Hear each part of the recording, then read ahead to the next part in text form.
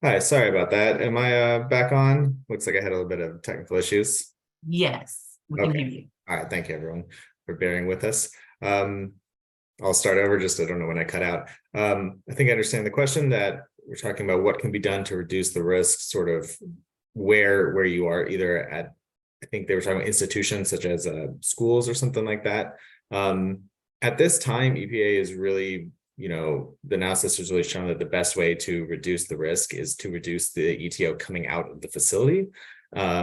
And to reduce the amount of ETO used, overall, and that's kind of been the general aim of the rules that we presented here today.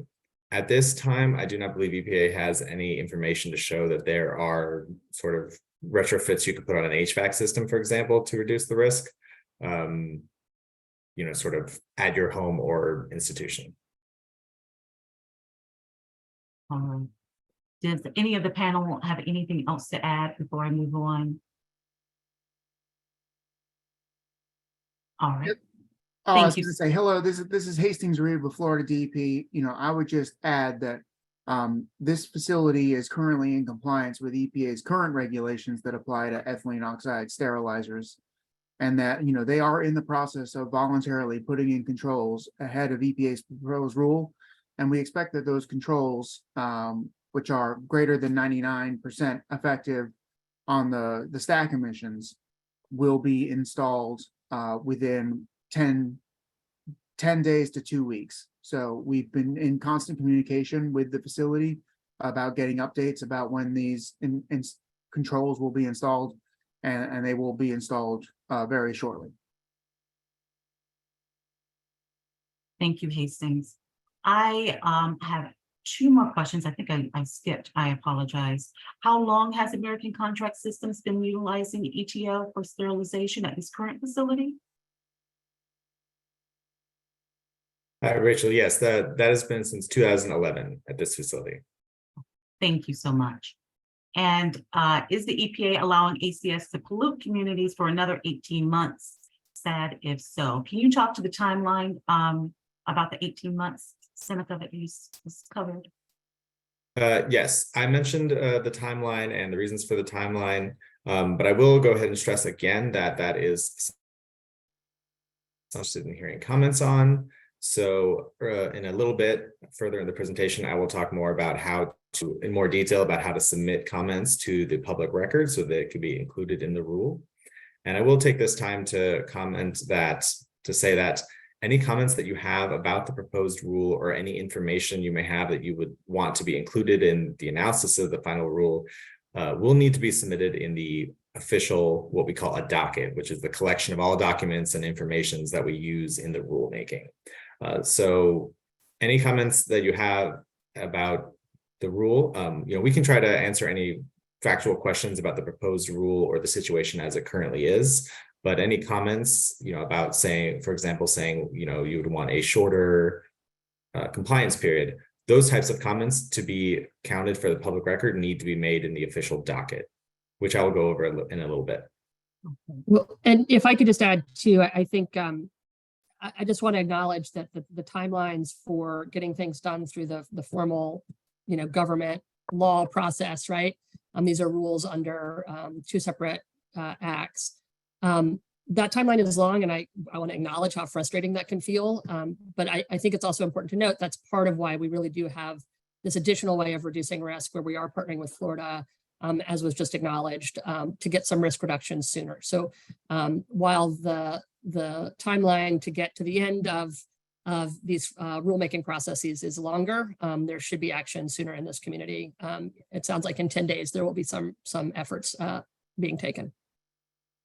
Yes, and that is a good point that I want to stress, that even though the proposed compliance deadline is 18 months, that would be a maximum amount of time. There is no minimum, and EPA encourages and is actively encouraging every facility to move forward with reducing their emissions through operating processes or through installing controls.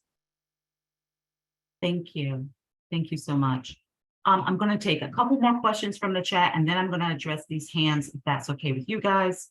Can we talk about the how long the ACS has been in operation. I have a couple questions about how long they have been in operation since 2011 and any of the short-term effects since that time.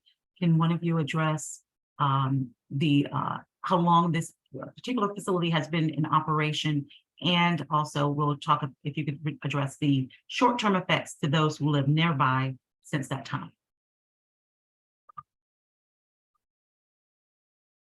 I can jump in just to reiterate that the facility has been operating since 2011. Okay. And Can I- typically, let me- sorry, go ahead. Go ahead. Oh, okay. Well, I just want to say, when you talk about the short-term effects, based on the data that we have, we really can't go back beyond that time frame as far as modeling the risk because we don't have any information prior to that time frame of information that we collected from the facility, which is in 2021 and 2022.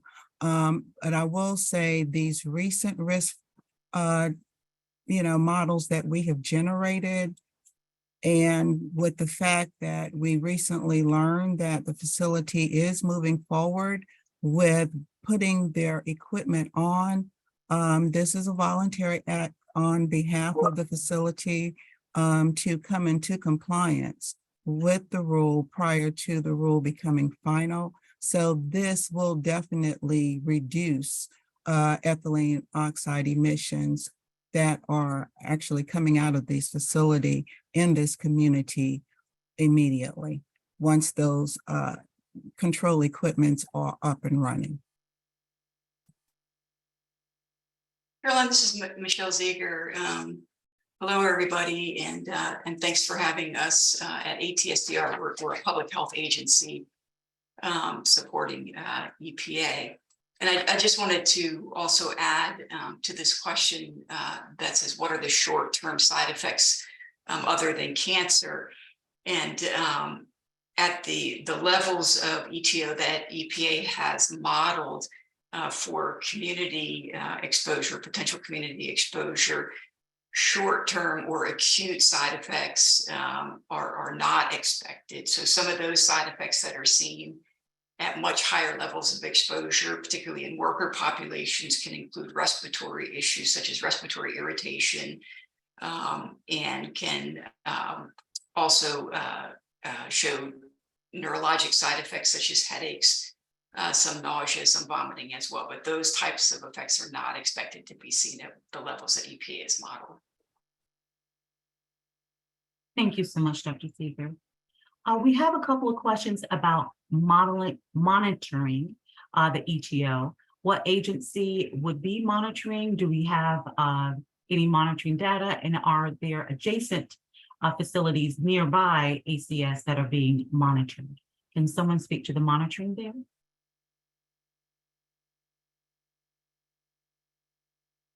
And I'm paraphrasing a couple of your questions together, so bear with me if I didn't completely say it verbatim.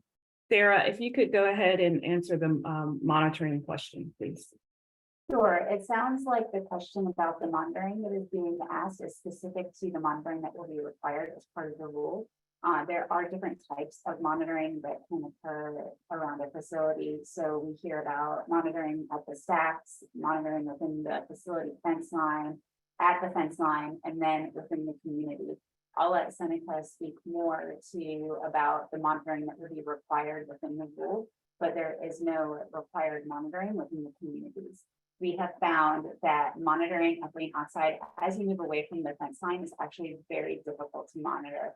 This is a pollutant that we just started monitoring within the last few years. It was not on our radar. And as we have done a lot of work with some of our national air toxics trends background sites, we have found that the canisters have issues and the methods have issues. One of the main problems with the method is what we would call the detection limit. That's where our analytical method can determine if there are actually concentrations of ethylene oxide in the air. That is, we'll say here, but the risk level is here. And so while we may have monitored data there could be an amount within that between the two where it's still above our risk level. And so we don't actually get an accurate picture of if your risks are present or not. And so for those reasons, once we talk about monitoring within the communities, we think that it's much better to do modeling. Additionally, we use a canister to collect samples on a 1 in 6 day schedule. And so that tells us exactly what was in the air on that one day that you monitored.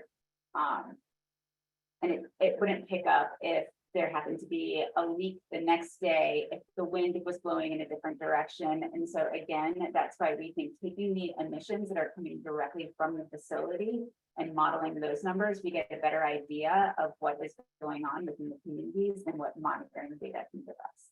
And I'll turn it over to Seneca to discuss the monitoring within the facility.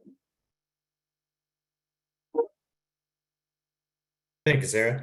And I apologize, everyone. I'm keeping my video off. It looks like I was having some bandwidth issues. Yes, so as I mentioned, the proposed rule is asking for what is called continuous monitoring. And this would be monitoring at what we call the stack. And then this is to differentiate from the type of ambient monitoring and fence line monitoring that Sarah was just talking about. And this would be that for the main chambers that the facility is using, they would take all that air and suck it out and put it through one, or in this case, a couple of stacks. And each of those stacks, which would go out through the roof, will pass through control equipment.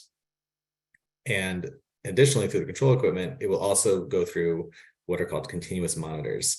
Now, Sarah was mentioning several of the technical challenges for monitoring EtO and what we call ambient environments. However, for the type of controlled environments, such as through a stack, the technology is a lot more robust, and EPA has a lot more confidence in its ability to monitor levels of EtO even down to pretty small amounts.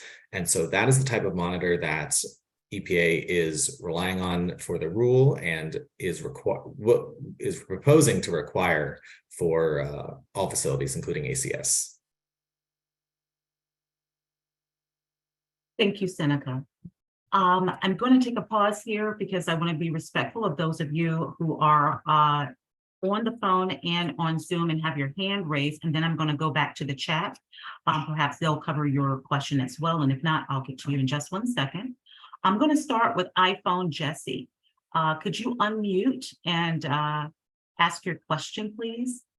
I have you listed as iPhone Jesse. Yes, good morning. My name is Jesse. Can you hear me? Yes, sir. Oh. All right, yes, like I said, my son goes to school at ECS, which seems to kind of be in that area of concern. I also work just on the other side of Page Field, so not too terribly far away. But I'm just looking for any ideas what the school is doing or should be doing, or if the community can get together to help with any actions, or what can we do to help the process go along in a safe and timely fashion, or is there anything?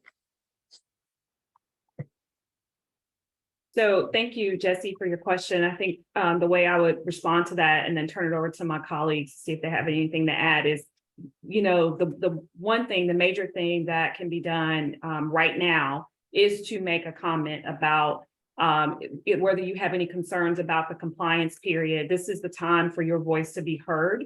And I think just staying up to date in touch with the Florida Department of Environmental Protection on the steps that ACS is taking to reduce their emissions is also something that you can proactively do. Do my colleagues have anything else to add to that? I would just add that, you know, the health of kids is really important to us at EPA. We really do care about kids in schools. And it's part of why we did this separate analysis under the pesticides piece of this, to make sure that as we put these actions together, we will be protective of kids. But as Brandy said, and as I said in my presentation, we'll be better at that if you all are heard, right? And if you make your voice heard as a part of the process. I guess one follow-up question I do have is why, and I guess you may not be able to answer, why why isn't the school, well, I'm just curious why I haven't been notified by them. I see comments where people in the neighborhood have gotten letters and such, but I'm yet to hear anything from the school. I don't know if they're waiting for this to conclude so they have more information to go off of, or. Yes, thank you, Jesse. So as several of us have mentioned, it's just been a very dynamic process, and we are getting you the information as fast as possible. So we are in the process of notifying schools in the area, giving them the information that they need to be informed about what these steps EPA is taking are about. And so we are absolutely working on that, because as Madeline mentioned, it is important for us to make sure that those of our most vulnerable are protected, and that you as the parents and teachers and administrators have the information you need to make those informed decisions.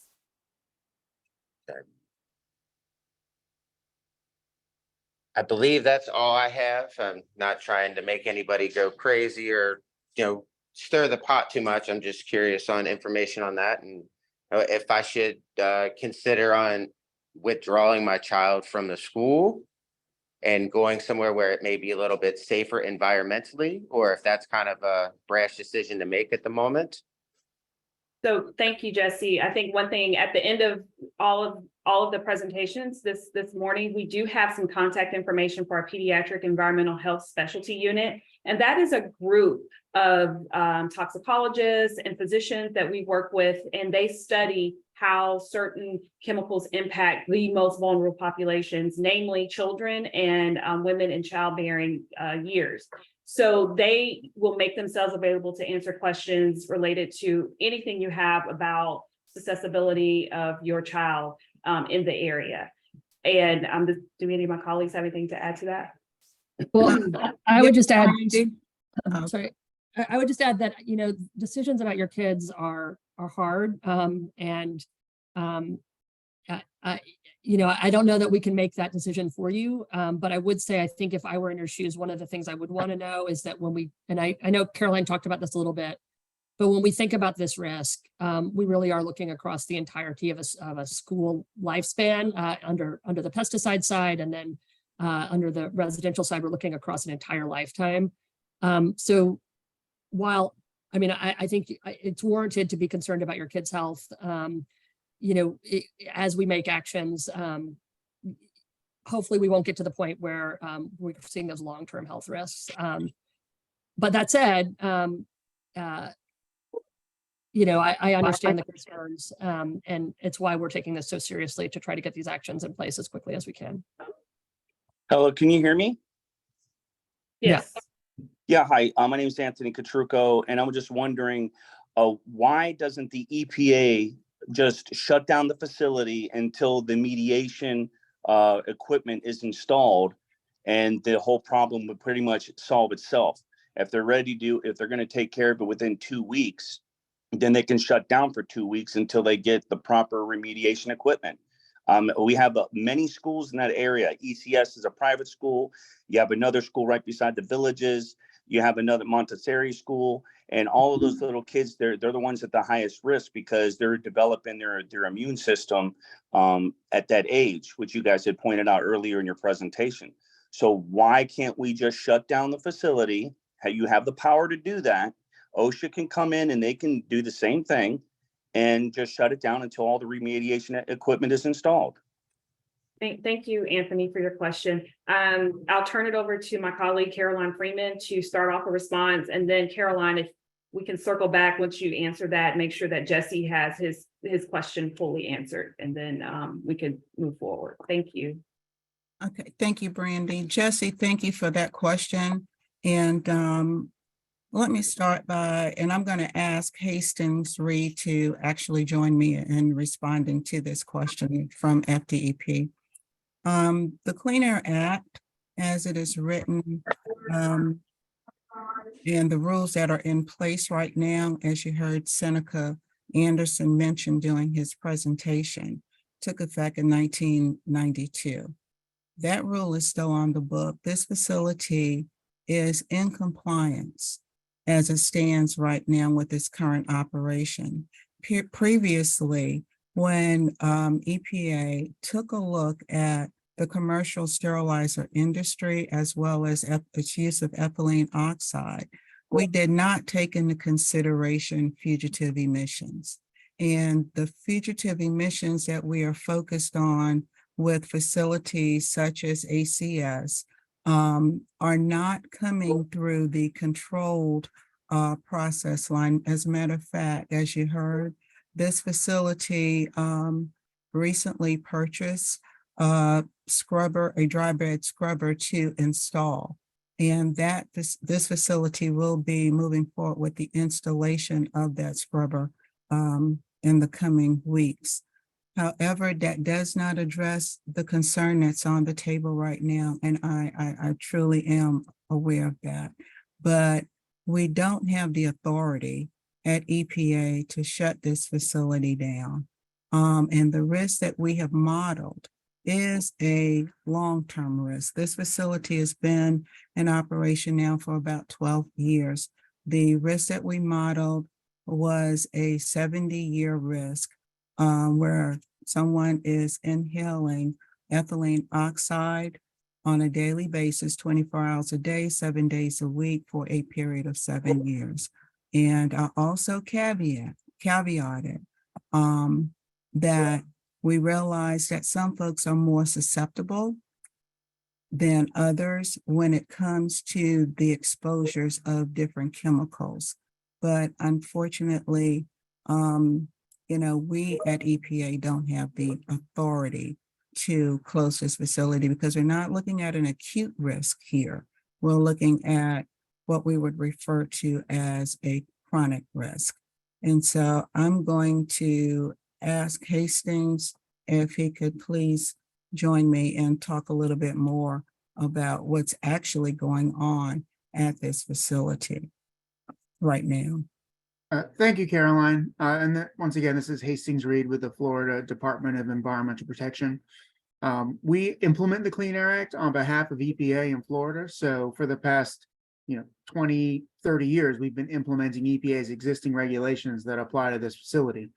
At this time, under EPA's current rules that have been in place for 30 years, this facility is not required to have controls installed because it uses a relative small amount of ethylene oxide. It uses less than 1 ton per year.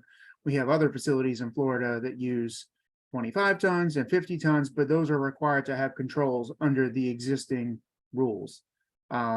When all the increased risks were coming out and EPA was evaluating those risks, the company, American Contract Systems, began to install controls at all of their facilities voluntarily in an effort to reduce the exposure risk to folks. And this is, they've been in the process. The department has issued a permit to the facility that authorizes them to install the controls.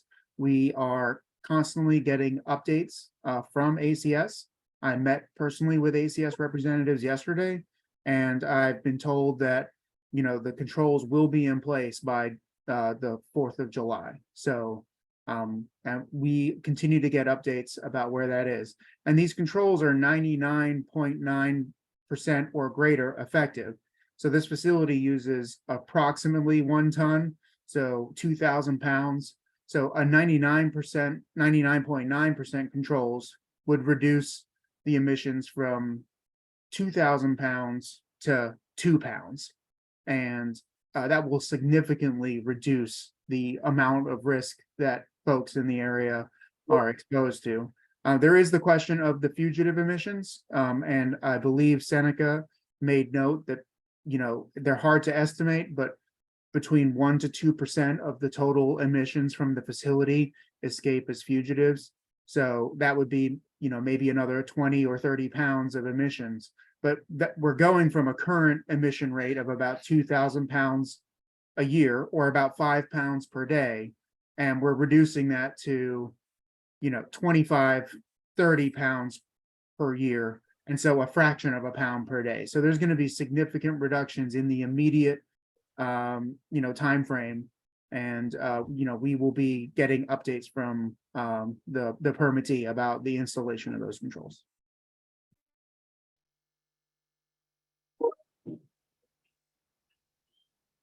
Thank you so So I much have for my that. hand up. Thank you so much. And thank you for your patience as we address your questions. I will be calling on the next folks. And so if you guys could just give me 1 second to let me address those folks who already have their hands up. I will do that in just 1 second. Okay. Thank you so much for your patience. So the next person that I have with their hand up is Colton. Colton, can you unmute and ask your question? Yes, hello, thank you. This is Colton Chavez. I'm with Fox 4 News here in the Fort Myers area. So we heard about the 18 months for the compliance, but if I'm understanding clearly, it's 18 months after the 1 year for the final decision, so a total of 2.5 years. So for the EPA, is that type of timeline acceptable? I'm sorry. Go ahead. Okay. Good afternoon, well, it's still morning. Good morning, Colton. This is Caroline Freeman. I'm the Air and Radiation Division Director here at EPA. And I just wanted to come on and respond to your question. Yes, we do recognize that the regulatory process does take a long time. And is that a great thing? No, it's not. But in this particular instance, I want to assure you that EPA is moving extremely fast in trying to get these regulations finalized. Right now, the time frame that you're referring to, that additional 18-month, is one of those areas that EPA is taking comments on, and we strongly encourage everyone who is participating on this Zoom this morning to please comment on that 18-month timeline, because this is your opportunity to have your voices heard, for EPA to take a look at reducing that 18-month compliance timeline.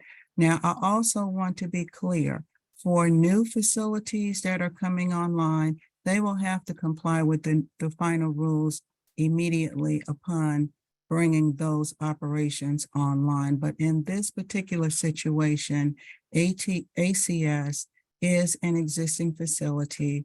And so with the finalization of the rule, we are taking comments on that 18-month timeline.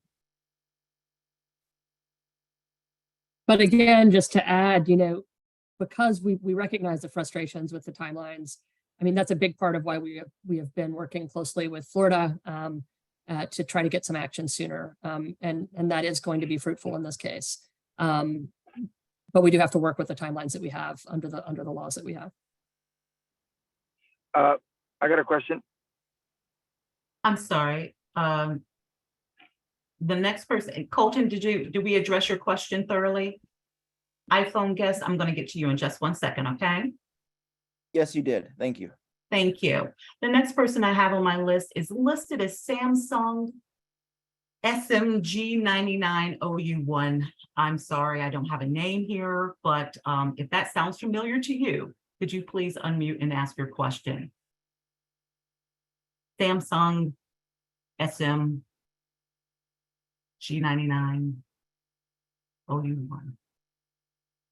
You have your hand up.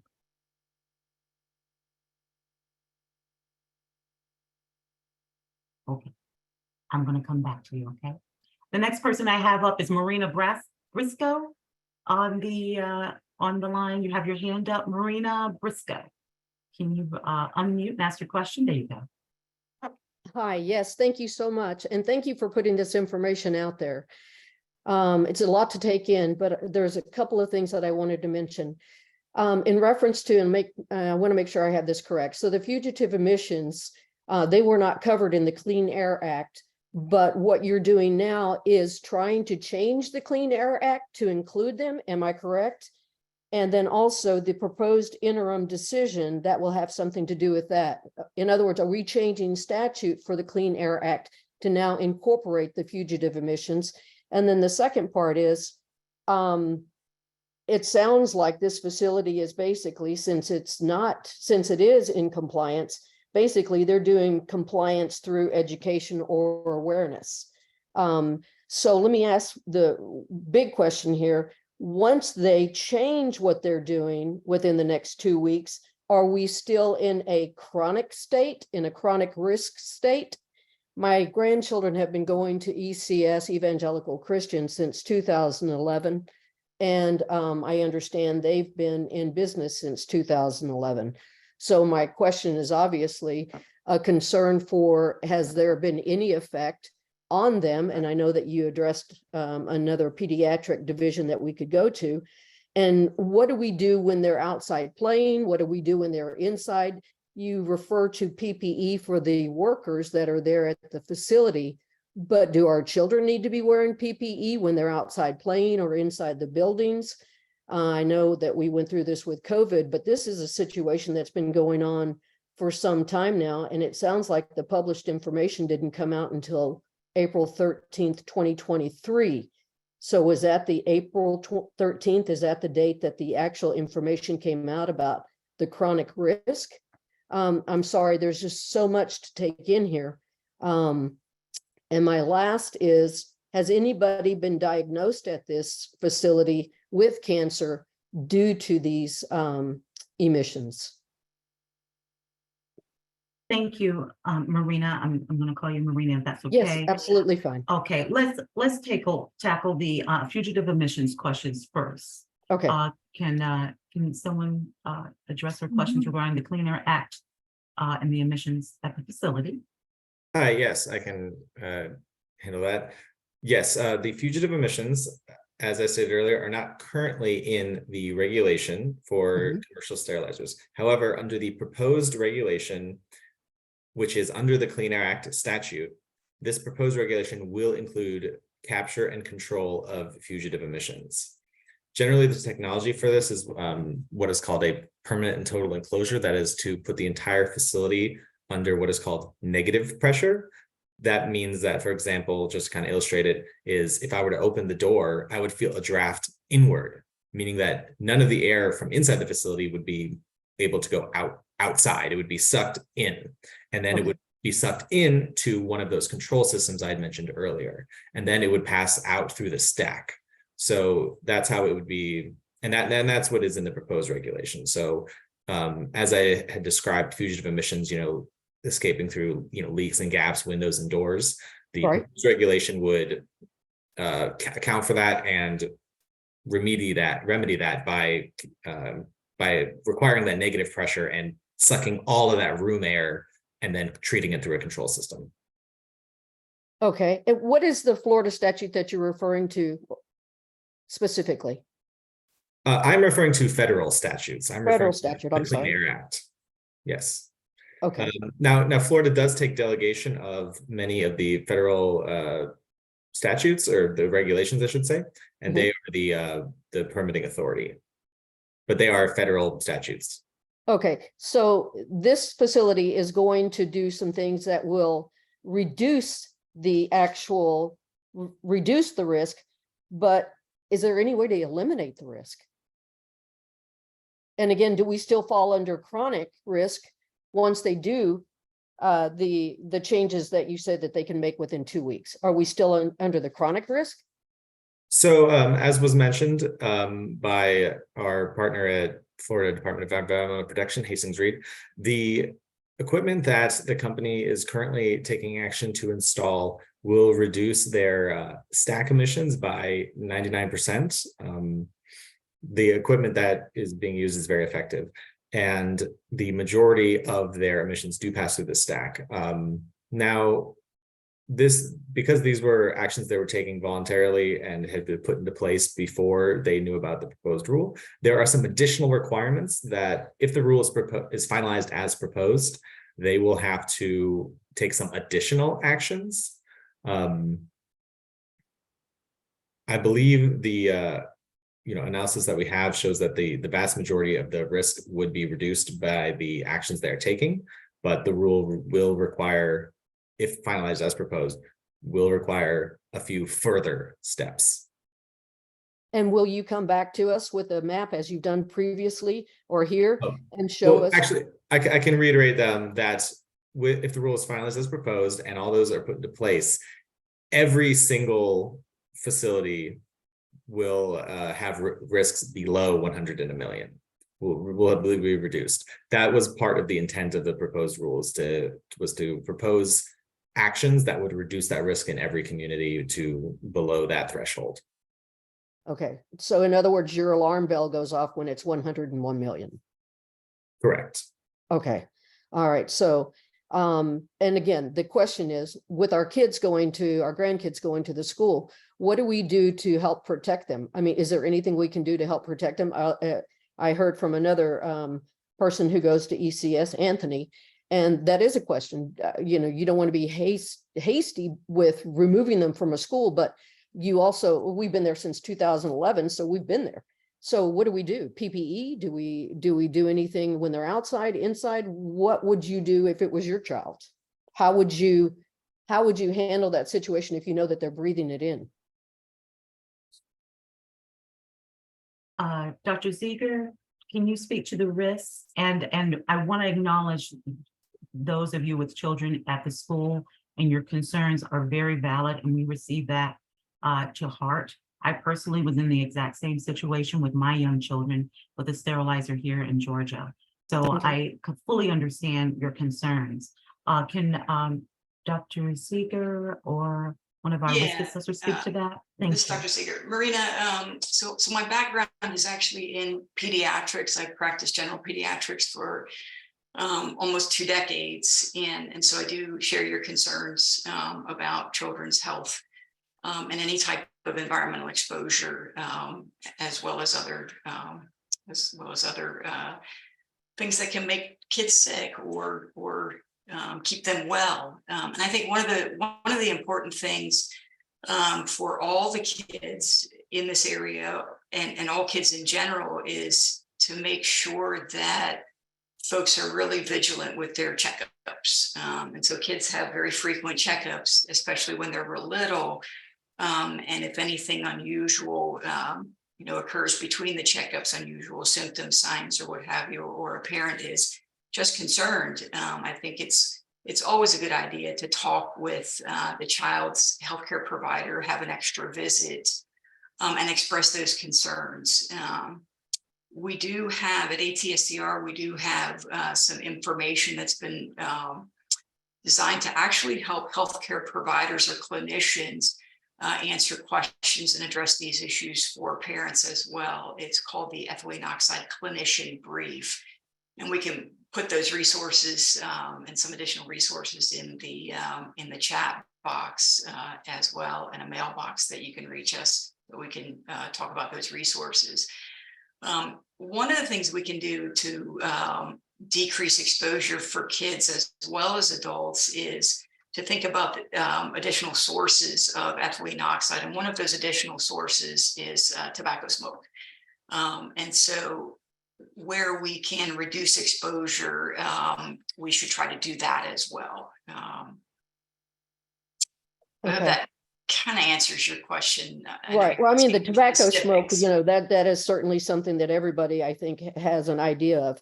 And I think, but this one is new to us. We had no idea that we were sending our children somewhere that there was as it's been placed, a chronic risk in reference to the environment. So that is definitely alarming. When you say that we need to make comment in order to have our voices heard, are all the comments that we are doing on this presentation going to be included with that? Or in other words, does this make our voice heard so that you can share this information with those that need to understand that we are here?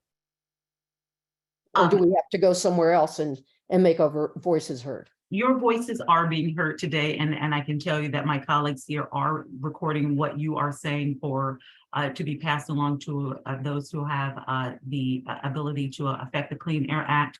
But the best way to do that is something that we're going to cover in the next presentation in just a little bit, where you can submit your comments formally so that they can be recorded, and every single one of those will be read and taken into consideration as the new rule is adjusted. So those two rules, I should say, the Clean Air Act and the Crypto Act. So thank you so much for that. One thing last that I'm going to ask is, once they do what they're supposed to do as far as, or what they're going to do, compliance through education or awareness, whatever you would refer it as, if you would the EPA would put in place some sort of the map again and let us know how the chronic risk has gone down. Give us a little bit of information to where we can at least see what the change has been from today to what they're going to be doing, if that's at all possible. Hi, this is Caroline Freeman. As regarding in reference to the modeled risk, we can actually work closely with our Florida Department and Environmental Protection cohorts, and we will work through our EPA headquarters office once the equipment have been installed for a remodeling of that facilities operations with the new information. And we'll coordinate with our partners over at FTEP to ensure that we get that information back out to you. Thank you so much. And thank you all for bringing this to our attention. Seriously, thank you. Marina, before you leave, I want to just make sure I just emphasize the importance of making the comments. And just to clarify that, as Rachel said, we sincerely appreciate all the comments and questions we are getting now, but we will not be taking that back and putting it on the record for official comment. That has to be done by the individual commenter. And again, at the end, towards the end, we'll show you how to navigate to that website. And because we are talking about two different proposed actions, there are two different dockets to comment on. So I just wanted to clarify that. Thank you. Okay, thank you. I got a question on the comment. Yes. Hi, good afternoon. I had my hand raised up, so I was just trying to chime in. With regards to the comments, right? So the chats that are on this Zoom are not going to be implemented into the official doc.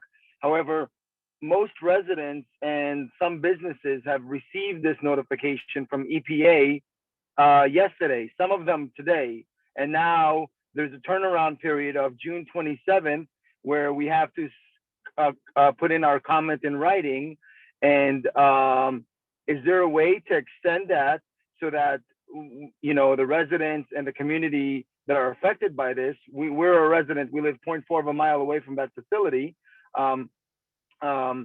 give us more time to kind of take in all the information and properly propose comments versus just, you know, what we're feeling right now, because everybody's frustrated that their kids are being exposed to this.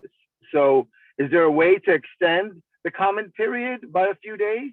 I know that's usually up to the moderators or the doc authors of those specific technical docs, so that the community has more time to take the comments in and put them in properly, so that they're kind of well thought out. And I have a second question as well, but if you want to respond to that one first.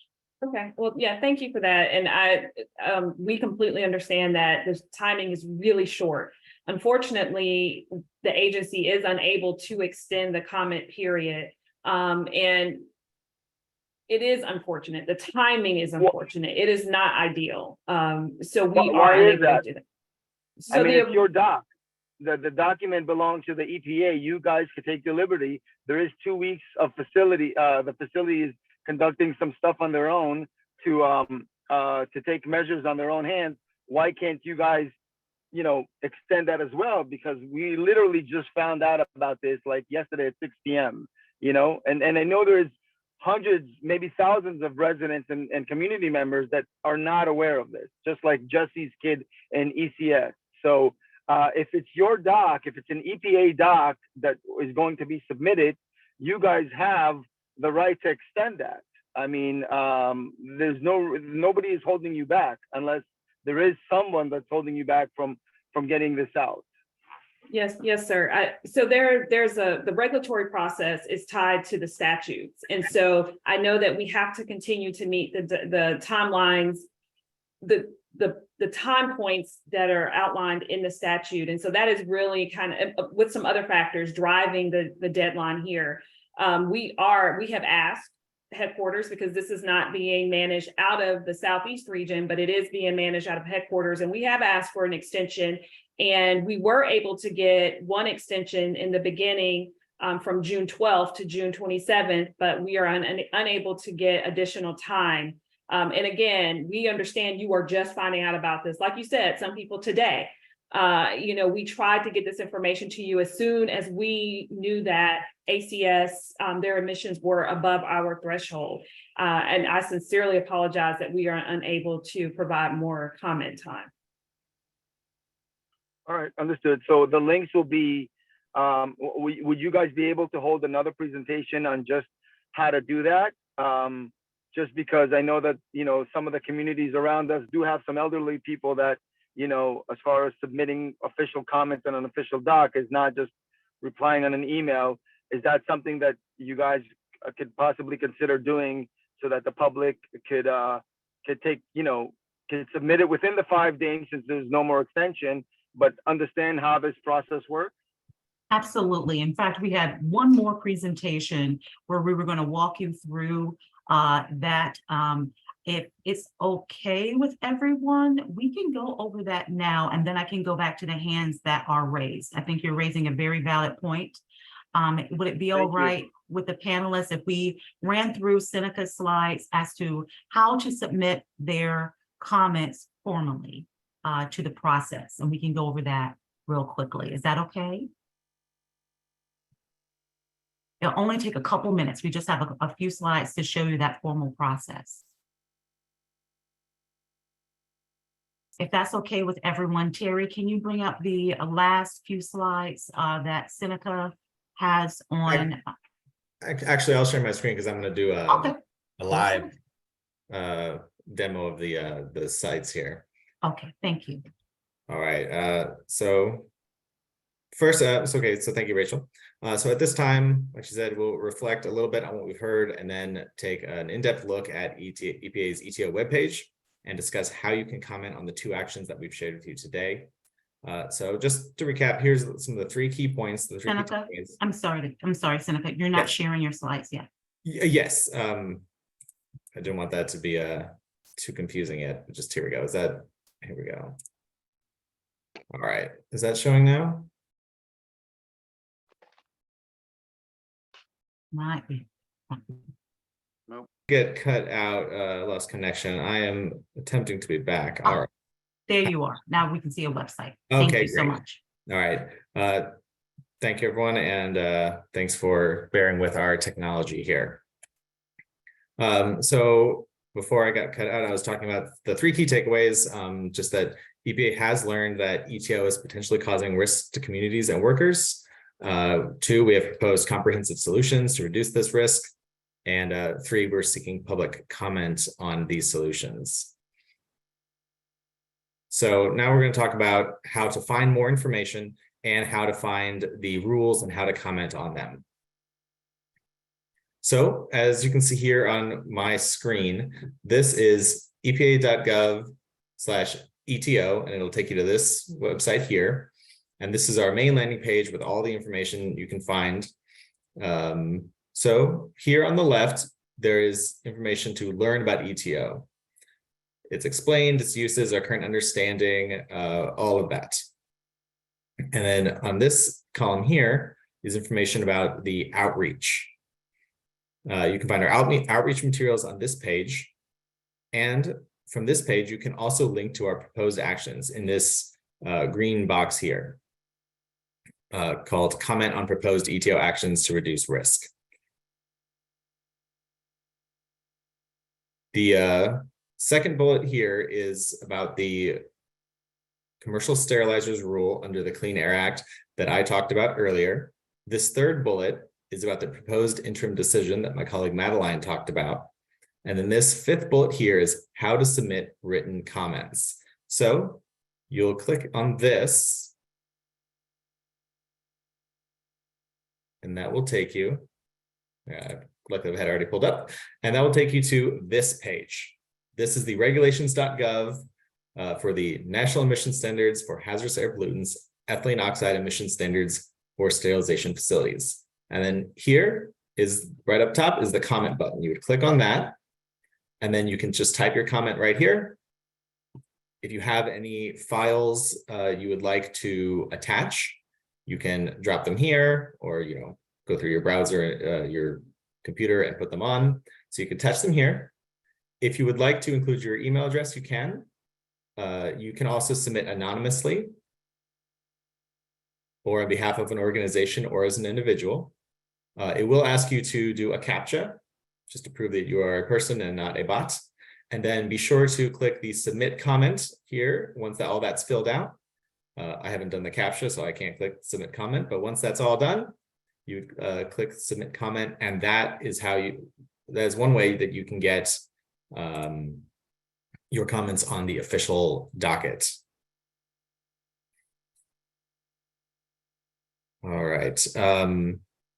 As I mentioned, generally with the public comment, you can also email it. I'll show an email in a minute. That's another way to submit your comment to the docket. And normally being able to mail in is also an option, but we are under a short turnaround because all mail and comments would need to be received by midnight on the 27th.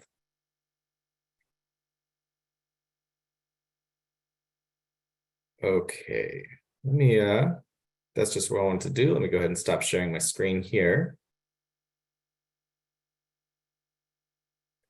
Well, actually, before I stop sharing here, let me just go back and show you that from this page, you can actually browse other comments that have been posted. So you can look through here and see a list of what has already been submitted as a comment on the rule. All right. And Terry, can you go ahead and share that last slide for me, please?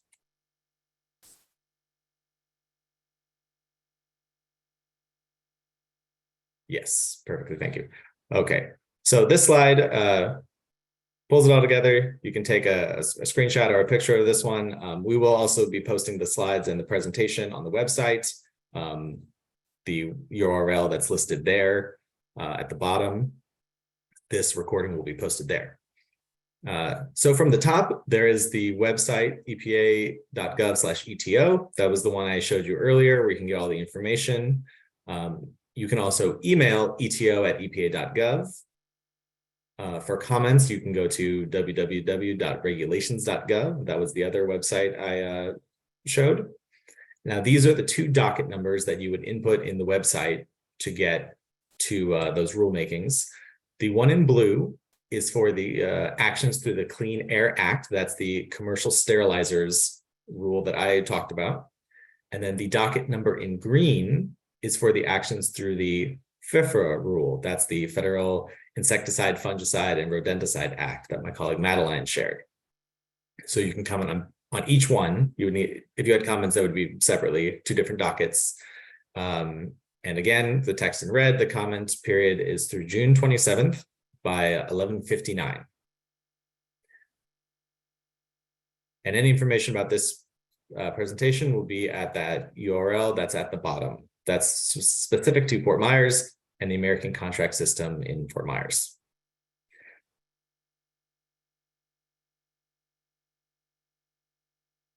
Thank you, Simika. We'll leave this up as we continue to address questions. I want to go back and be respectful of your time. I know we have quite a few hands up and comments and questions in the chat function. Again, if you would like to place your questions there, we will try to get to you today. If we do not, I want to bring your attention to the email eto@epa.gov, and we'll be able to respond to your questions there. And again, as Seneca mentioned, if you want to formally comment and have your comment on the record as it addresses these two rules, please follow the instructions that he just outlined here. At this time, I'm going to, and also I want to bring your attention, as it says in red right there, that we are going to need those comments by June 27th. I see a hand up by Sarah Lipa. Sarah, could you unmute? And then I'm going to get to Andy next. Sarah? Yes, can you hear me? Yes, ma'am. Mm-hmm. Awesome. Thank you so much for taking my call. I also want to take a minute to recognize and point out that you guys did make this, brought this to the attention of the Lee County residents and the people who live in the area, and remind everyone that there are local departments of health, the Florida Department of Health, the Florida Department of Environmental Protection, and the people that we're hearing from today are the EPA, which is a federal agency. So I just want to remind everyone that some of your frustrations can also be directed at our local agencies that are also tasked with protecting our health. So specifically, someone mentioned that ACS has stated that by July 4th, 2023, they will be implementing their measures to control ETO. And I just wanted to ask specifically, is that the installation of the scrubbing stacks? Hello, ma'am. This is Hastings Reed with Florida DEP.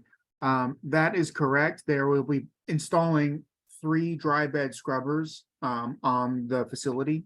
There are 3 stacks at the facility, and each one will be equipped with what's called a dry bed scrubber, which has a control efficiency of above 99.9%. So once those are installed, we can let the public know that those controls are in place. Okay, and so they will be installed on July 4th, 2023. Is that when they will become effective online working by July 4th, or will they just be installed on July 4th? It is, I believe that the timelines that have been told to me is they will be up and operating at that time. Just a reminder that, these efforts being taken by ACS to get the reduction in emissions are being taken voluntarily. They understand. And that's fabulous. Right. And they understand the concerns of the public and are taking every effort to try to get these controls installed as expeditiously as possible. Okay. Like I said, we can make a commitment to circle back. We have our Southwest District office in Fort Myers, and we can, circle back and notify the public when the controls are installed. And you said you're with the Southwest Florida Department of Environmental Protection? No, ma'am. I'm with the Division of Air Resource Management. We're the ones in charge of Clean Air Act implementation in Florida. I'm based out of Tallahassee, but we work very closely with our district offices, of which, the South District, excuse me, I think I've missaid. The South District is the district office based out of Fort Myers, and we have been working closely with their leadership on this topic. So for communication about the installation and implementation from ECS of the July 4th scrubbing stacks, the department that we should contact is the South District Division of Air Resource Management. Is that correct?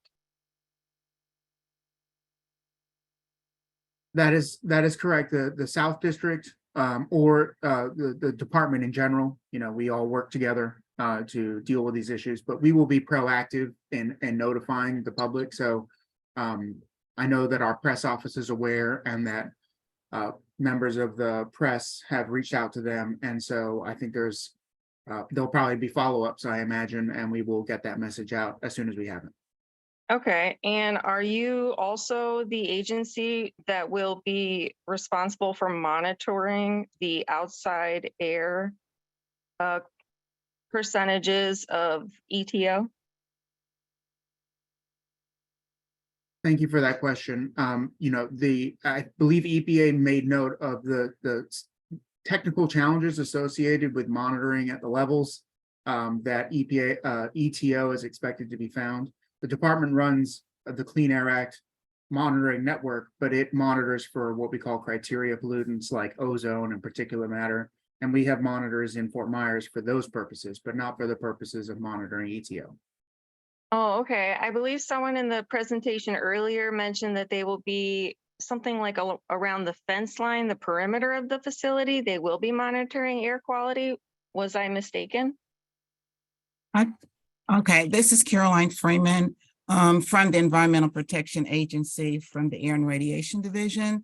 I think the response that you heard earlier was just an overview of the different types of monitoring, and then we went into further discussion stating that when these rules take effect,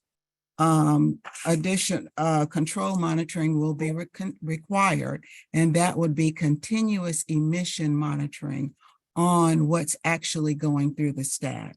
Not only that, we also spoke a little bit more in depth as to why monitoring is difficult for ethylene oxide, because we've had experiences, not EPA, but working with one of our state agency who tried to monitor, and there were just so many different complications with the canister that is used to monitor for ethylene oxide. Not only that, but the levels of ethylene oxide that are, the further you get away from the actual stack itself, it's very difficult to monitor for ethylene oxide at those levels. And I'm sympathetic. Parts per billion is very, very small. So Yes. it requires a very sensitive test. Sarah, One of the things we will be doing is once these controls are installed, we will be working with our headquarters office to actually have the model ran for this facility, and we will work with our partners over at FTEP to ensure that we get that information back out to the community. Okay, well, I had another question, but specifically, so the publication that you guys sent out that showed the cone of effect, that was essentially a computer generated cone, but it is not based on any air quality testing done outside the facility? That was based on, that's more so of a deposition model to actually get a better view of, how widespread any kind of emission fallouts would be for this particular facility. And also keep in mind, it's a very conservative model that we ran, and that model is based on what's actually happening at the facility today, meaning that it's operating with no controls whatsoever. And Right. so, yeah, so once that model was simply based on facts and figures and not on actual air quality tests done outside of the facility. That was basically modeled on the emissions.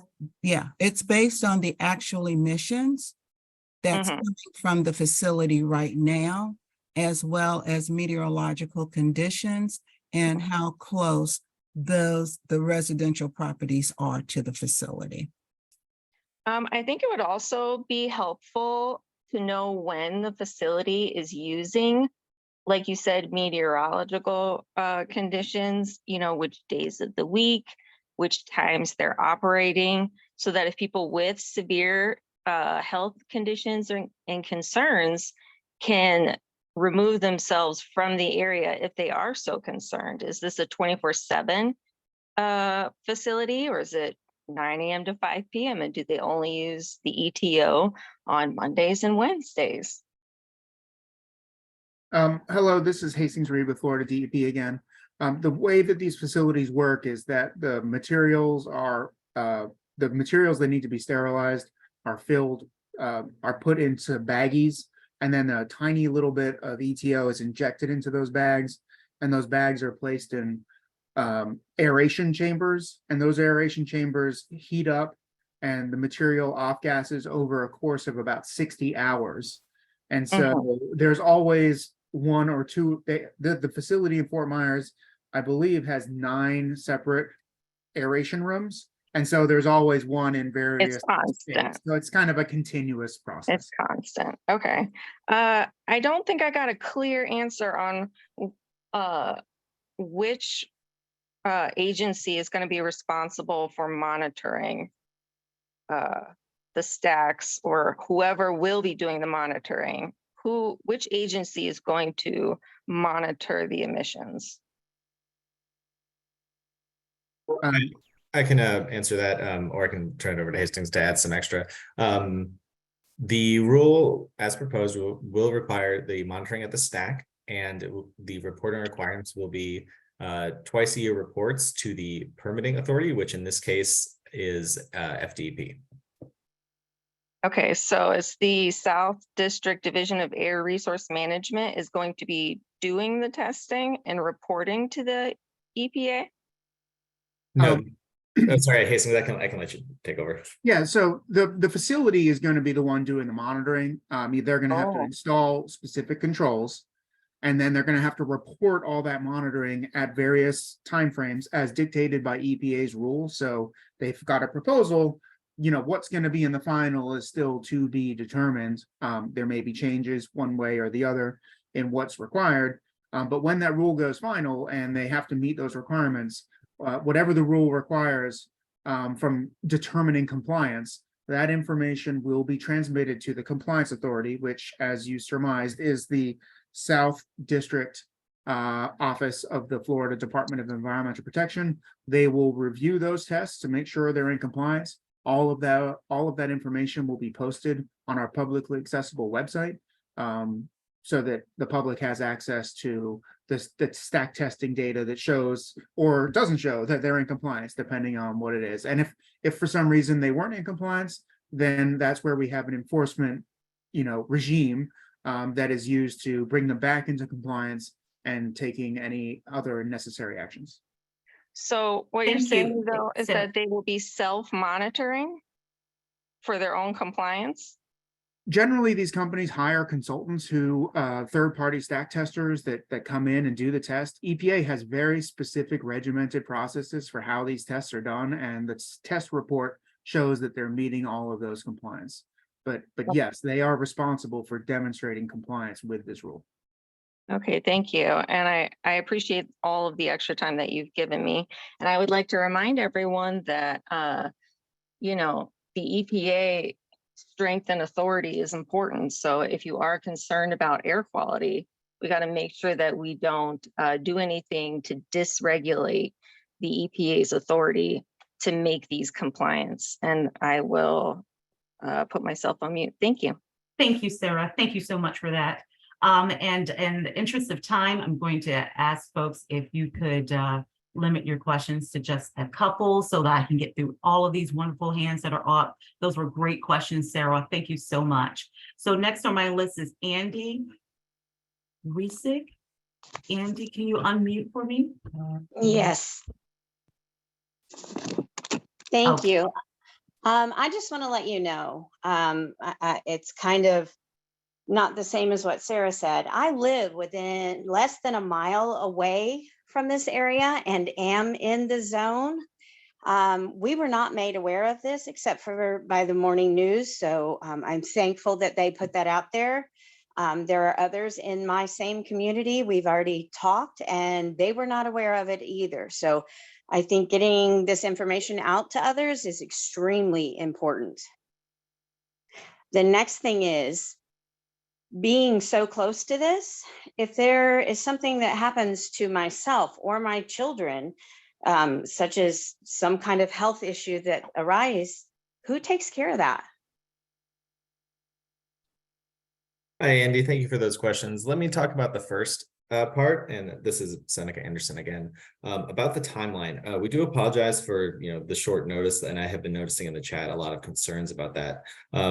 Let me just go over the timeline a bit. Just EPA has been working on this issue for quite some time, and where I'd like to start is by saying in 2016 is when EPA finished their research on the toxicity of EtO that showed potential for it to be much more cancer causing than had previously been known.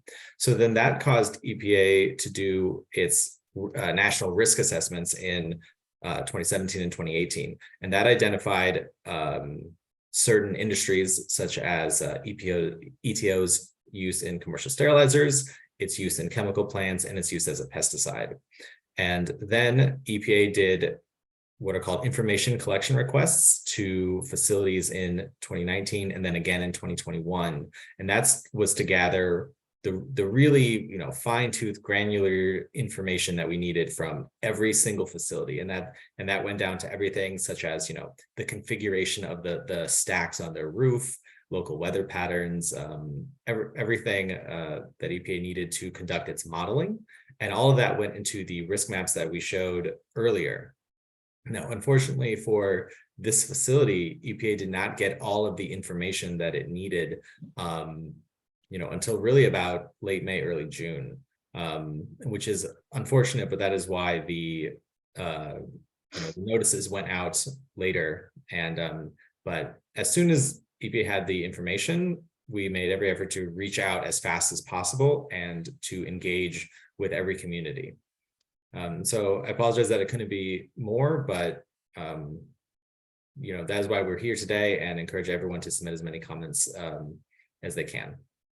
Seneca, this is Caroline. I want to also add that I also would like to encourage those of you, if you joined late for this session, we will have another session later this evening at 7 p.m. And if you are aware of any of your neighbors who may have not received this information, we tried to get the information out as quickly as we possibly could and tried to cover as many areas as we could to get the information out.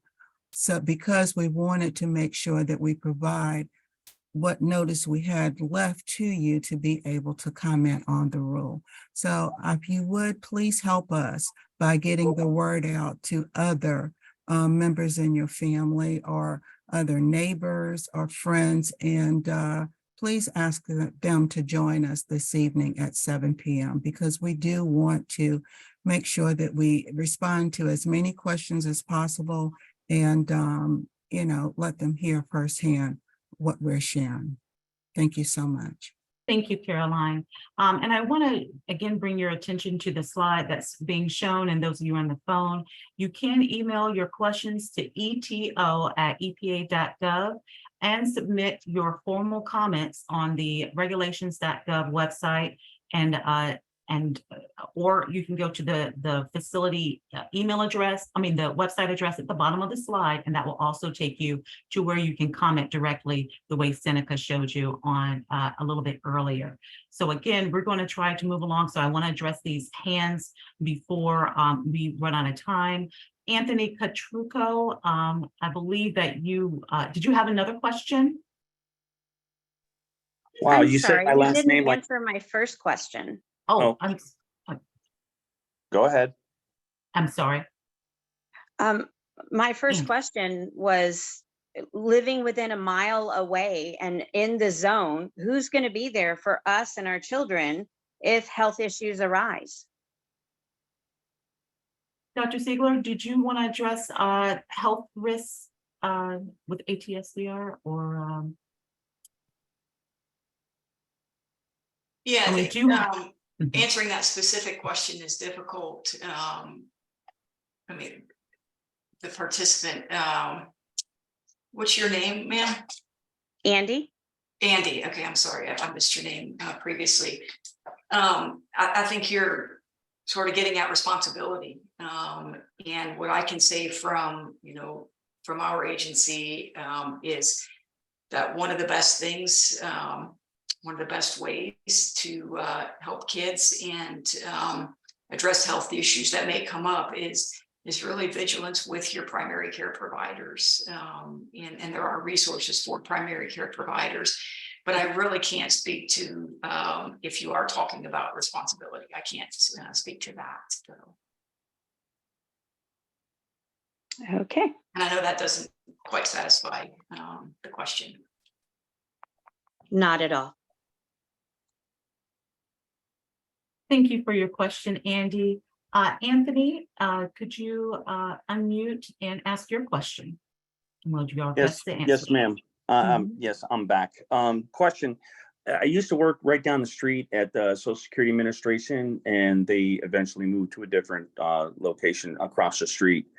And I know for a fact that OSHA and NIOSH played a big part in when they did the renovations because the air quality in our building was horrible. And we had people that were coming down with respiratory distress issues, that they can no longer work in the building and they had to get a reasonable accommodation and so forth.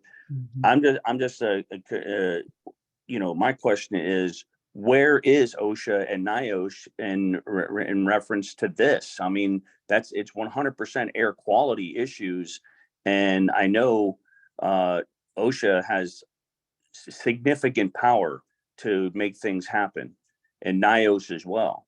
And so my thing is, I don't understand, somebody said in the comment, like, oh, if we shut down them for 2 weeks, then, we can't do surgeries and they'd have to go to Sarasota and all this other good stuff. The bottom line is we were shut down for months because of COVID, and 2 weeks to shut down a facility to make sure that they come into the proper remediation standards, then I think that's a small thing to ask.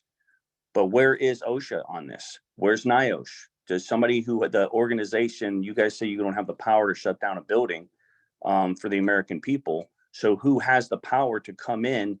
And I'm not saying everybody's pointing the finger, well, Florida was responsible, Florida, this and that. The bottom line is, why can't we all come together, figure out who has the power to shut them down for at least 2 weeks until they get things taken care of, and then it's a done deal, and then they can go back and do the air test that they need to do, the see what kind of pollutants are in the air after the remediation and so forth.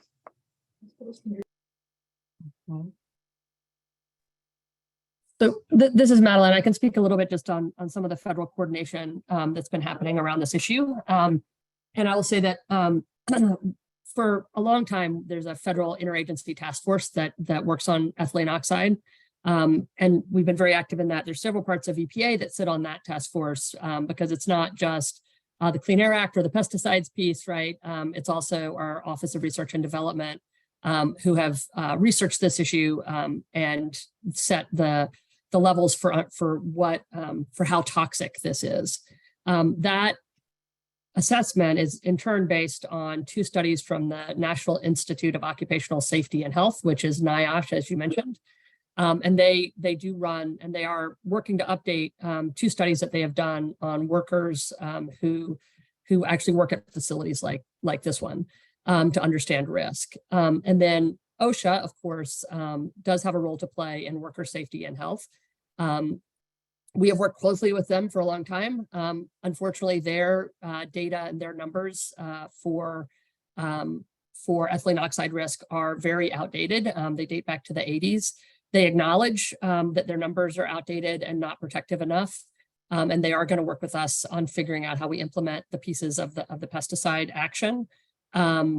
But that's where things are with them at the moment. So in many ways, EPA is sort of out ahead. I should also note that we also coordinate closely with the Food and Drug Administration because I did mention in my presentation, it is their role to make sure that when medical supplies enter the market, they are actually safe for use. And EtO sterilization is an important part of that safety. So we are going to continue to coordinate with our federal partners across the board.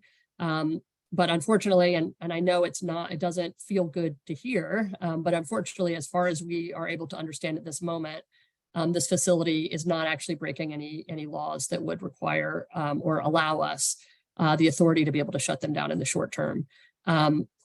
We are hoping that these actions can take place that will help reduce risk in the shorter term. But again, the risks that we're looking at, and I think Caroline mentioned this as well, we're not looking at risks that are on the 2-week or 1-month timeline. We're really looking at risks over a lifetime.